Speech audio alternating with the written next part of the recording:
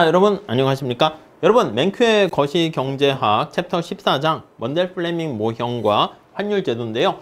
이번 시간의 사례 연구는 401페이지에 나와 있는 평가 절하와 대공황으로부터의 회복에 같이 한번 보도록 하겠습니다. 자, 우리 1930년, 29년부터 1930년대 엄청난 대공황이 발생했죠. 이 대공황을 타개하고 극복하고자 많은 국가들이 당연히 노력을 했는데 이걸 해결하려는 국가들의 시도들은 약간 달랐습니다.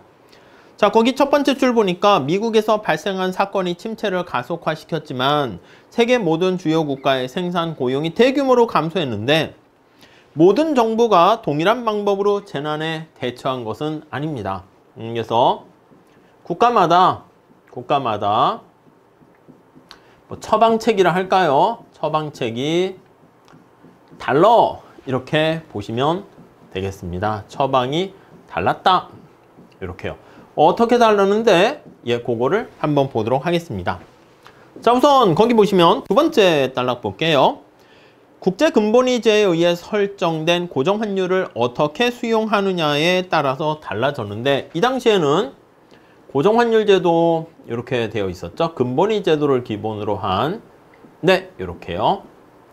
자, 우선 첫 번째 부류의 국가들을 한번 보도록 하겠습니다. 자, 두 번째 단락 두 번째 줄 보시면 프랑스, 독일, 이탈리아, 네덜란드 그런 국가들은 프랑스, 독일, 이탈리아, 네덜란드 이런 국가들은 자, 금과 통화 사이의 구환율을 유지하였으나 그러니까 금과 통화, 화폐 사이에 앞에서 얘기했던 고정환율 제도의 요 원칙을 그대로 유지했습니다. 요거에 대한 것을 유지를 했어. 요거를 지켰습니다. 오케이? 자, 그런데 거기 보니까 덴마크, 핀란드, 노르웨이, 스웨덴, 영국과 같은 국가들은 자, 덴마크, 스웨덴, 노르웨이, 영국과 같은 국가들은 자, 통화 한 단위와 교환되는 금의 양을 50%가량 감소시켰대요. 그러니까 통화 한 단위랑 교환되는 금의 양, 그러니까 금이 1온스당 1통화 이렇게 했으면 통화 한 단위당 금을 반, 그러니까 금 하나를 얻으려면 통화를 2개 줘야 된다 이렇게요. 그러면 금과 통화를 할 때 통화를 2배 이렇게 해가지고 주게 되었다는 거죠. 이렇게 교환 비율. 그러니까 앞에서 나와 있는 이러한 앞에서 얘기했었던 원래 여기 나와 있는 고정환율 제도를 지키지 않았던 거예요. 그럼 어떻게 돼? 원래 1대1이었는데 1대2 이렇게 됐다라고 하면은 금의 가치가 고정됐으면 화폐의 가치는 떨어지게 되는 것을 알 수가 있겠죠. 그래서 거기 보시면 통화 한 단위와 교환되는 금의 양을 50%가량 감소시켰고요. 그러니까 이 통화, 자국의 통화의 가치를 어떻게 한 거야? 올린 거에 떨어진 거야. 떨어진 거지. 금 하나를 얻으려면 1온스를 얻으려면 옛날엔 통화 하나 주면 됐었는데 1원 주면 됐었는데 2원 줘야 되는 것이기 때문에 가치가 하락, 평가가 절하되었다라는 것을 알 수가 있습니다. 오케이? 자, 위 두 국가 집단의 경험은 먼델 플레밍 모형의 예측과 부합된대요. 여기 나와 있는 것처럼 이러한 평가절하 방법을 사용하게 된 거죠. 그래서 자국의 돈의 평가절하 방법을 사용하게 되면 이렇게요. 자, 그래서 통화 가치가 하락했습니다.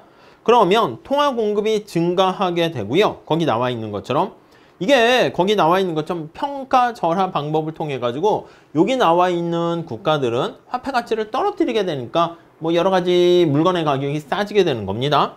그래서 급속하게 경기 침체, 대공황의 늪에서 빠져나오게 되었다. 이렇게 볼 수가 있겠습니다. 대공황을 탈피하게 되었다. 이렇게요. 오케이? 자, 그래서 거기 한번 보시면 신속하게 회복됐는데 거기 밑에 보세요. 통화 가치가 하락하게 됨에 따라서 통화 공급이 증가하게 되고요. 수출을 자극하게 되고 그러니까 화폐 가치가 떨어지게 되니까 이게 금 1온스랑 바꾸려고 하면은 통화를 2개 줘야 되니까 통화 공급이 증가하게 되는 효과가 발생하게 되고요. 화폐 가치가 싸지기 때문에 수출도 잘 되고요. 그래서 거기 보시면은 수출이 증가하게 되면서 그래서 국내 생산 자체가 좋아지게 됩니다. 그래서 생산도 증가하게 되는 거 알 수가 있겠습니다. 오케이? 자, 이와 대조적으로 예전에 환율을 유지했던 프랑스, 독일, 이탈리아, 네덜란드 같은 나라들은요. 저하된 경제 활동으로 그치 요거랑 요런 효과를 누리지 못하게 되는 거죠. 그러니까 이렇게 계속 유지한 결과 이 급속하게 대공황 탈피를 하지 못했고요. 고통이 길어졌다. 이렇게 보시면 되겠습니다. 이해 가시겠죠? 자, 미국은 어떻게 됐었는가? 미국 한번 볼게요. 미국은 후보 대통령이 근본이제를 유지하였지만 그래서 미국의 경우를 보면 당시 후보 대통령이 있었습니다. 후보 대통령은 근본이제를 유지했습니다. 위에 나와 있는 근본이제 그거를 유지했어. 근본이제를 유지. 자, 그러면 앞에 있는 첫 번째 국가의 케이스에 속해 있겠죠? 자, 그런데 루즈벨트 대통령은 논쟁의 여지가 있는 조치를 통해 가지고 1933년 6월 1일 종식시켰네요. 루즈벨트 대통령이 요 경우는 유지 안 해. 이렇게 포기해버렸습니다. 자, 그래서 그가 취임한 지 3개월이 지난 후 바로 종식시켜버리게 되었고 디플레이션의 종식 및 경기 회복의 시작과 대략 일치한대요. 그래서 요거를 유지하지 않고 종식 포기하게 되면서 그러면서 회복세를 유지하게 되었다. 이렇게 보시면 되겠습니다. 자, 그러니까 미국은 태세 전환을 해가지고 요 1번 케이스에 계속 유지하는 형태를 지니다가 루즈벨트 대통령 때 됐어 다 포기할래 이렇게 되면서 빠르게 회복하는 요 트랙을 테크트리를 타게 되었다라고 보시면 되겠습니다. 자, 근본이제 종식은 루즈벨트 대통령이 대공황을 끝내기 위해서 처한 가장 중대한 정책적 조치 중에 하나다라고 많은 경제사학자들이 믿고 있습니다. 이해 가시겠죠? 자, 그래서 경기 침체를 해결하는 하나의 방법은 고정환율 제도를 계속 유지하는 게 아니라 이런 식으로 고정환율 제도를 종식시키는 게 또 다른 하나의 빠르게 급격하게 이렇게 급속하게 공황을 탈피하는 하나의 수단이었다. 이렇게 보시면 되겠습니다. 자, 각국의 사례를 통해 가지고 간단하게 체크해 봤습니다. 자, 정리 잘 해 두시고요. 다음 사례에서 또 다시 보도록 하겠습니다. 감사합니다.